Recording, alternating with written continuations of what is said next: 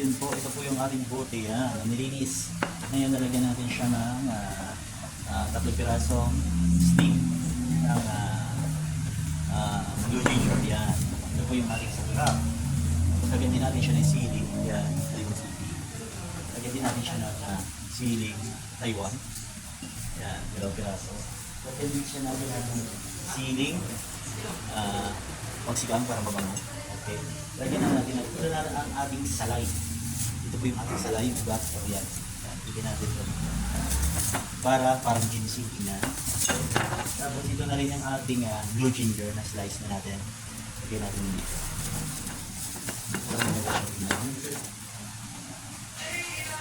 Yan, lagyan natin siya.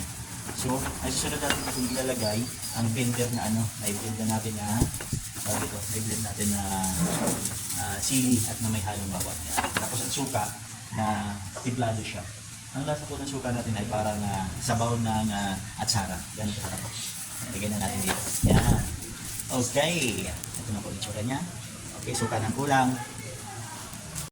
O diba ang ganda tingnan? Yan o. Pag binigyan mo ng suka yan, pabango na siya. Yan, ito na yung pinaka-finish product natin. Lagyan na natin ng suka na timplado. At saka, papakita ko na lang sa inyo next pag tapos na. Thank you very much for watching. Bye-bye!